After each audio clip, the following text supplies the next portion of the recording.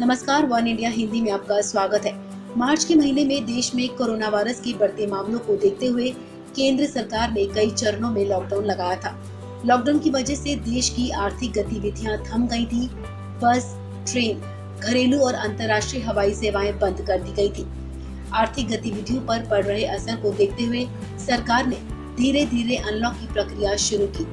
अब अनलॉक 3 की मियाद 31 अगस्त को खत्म हो रही है और 1 सितंबर से अनलॉक 4 देश में शुरू हो रहा है। शनिवार को केंद्रीय गृह मंत्रालय ने अनलॉक 4 को लेकर नई गाइडलाइंस जारी की है। मंत्रालय ने चौथे चरण के इस अनलॉक में कई छूट दी है। हालांकि ये भी साफ किया है कि कंटेनमेंट जोन में 30 सितंबर तक लॉकडाउन सख्ती से लागू रहेगा। केंद्रीय गृह मंत्रालय ने शनिवार को अनलॉक 4 के लिए दिशा निर्देश जारी किए हैं, जिनके तहत मेट्रो ट्रेनों को 7 सितंबर से चरणबद्ध तरीके से संचालित करने की अनुमति दी गई है।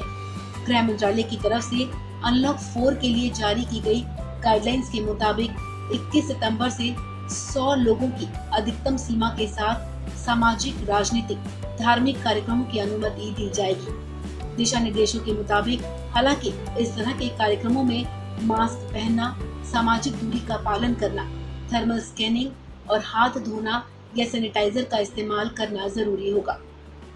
इसके अलावा राजनीतिक और अन्य कार्यक्रम आयोजित करने की अनुमति बिहार विधानसभा चुनावों से पहले दी गई है।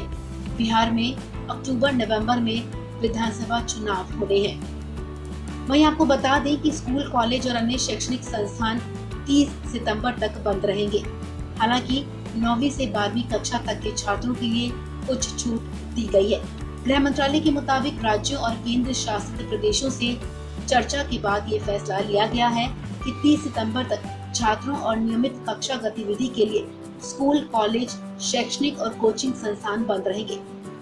इस दौरान ऑनलाइन या डिस्टेंस लर्निंग की अनुमति दी जाएगी और इसे प्रोत्साहित किया जाएगा। मंत्रालय ने कहा है कि राज्यों और केंद्र शासित प्रदेशों में 50% तक शिक्षण, गैर शिक्षण कर्मचारियों को ऑनलाइन शिक्षण, टेली काउंसलिंग से संबंधित कार्य के लिए स्कूलों में बुलाया जा सकता है। दिशा निर्देशों के मुताबिक कंटेनमेंट जोन के बाहर स्थित स्कूलों में 9वीं कक्षा से 12वीं कक्षा तक के छात्रों को अपने शिक्षकों से गाइडेंस लेने के लिए उनकी इच्छा के आधार पर स्कूल जाने की अनुमति दी जा सकती है।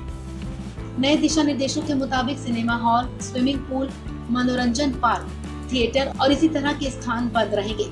नई गाइडलाइंस के मुताबिक 21 सितंबर से ओपन एयर थिएटरों को खोलने की अनुमति होगी। गृह मंत्रालय की नई गाइडलाइंस राज्यों और केंद्र शासित प्रदेशों से मिले फीडबैक पर आधारित है और संबंधित केंद्रीय मंत्रालयों और विभागों के साथ विचार विमर्श के बाद ये फैसले लिए गए हैं। वहीं आपको बता दें कि राष्ट्रीय कौशल प्रशिक्षण संस्थान ITI में कौशल प्रशिक्षण की अनुमति होगी। उच्च शिक्षा विभाग हालात का आकलन करते हुए गृह मंत्रालय के साथ विचार विमर्श कर उच्च शिक्षण संस्थानों को केवल PhD के छात्रों के लिए खोलने की अनुमति दे सकेंगे। इसके अलावा लोगों और सामान की 2 राज्यों के बीच और 1 राज्य के अंदर गतिविधि पर कोई पाबंदी नहीं होगी। एक राज्य से दूसरे राज्य में आने जाने के लिए ई-परमिट की जरूरत नहीं पड़ेगी। गृह मंत्रालय ने अपनी गाइडलाइंस में साफ कहा है कि 65 साल से ज्यादा उम्र के लोग, गंभीर बीमारियों से ग्रस्त लोग, गर्भवती महिलाएं और 10 साल से कम उम्र के बच्चों को आवश्यक जरूरतों को पूरा करने और स्वास्थ्य उद्देश्यों को छोड़कर घरों में ही रहने की सलाह दी गई है। इस खबर में फिलहाल इतना ही। तमाम अपडेट्स के लिए बने रहिए वन इंडिया हिंदी के साथ।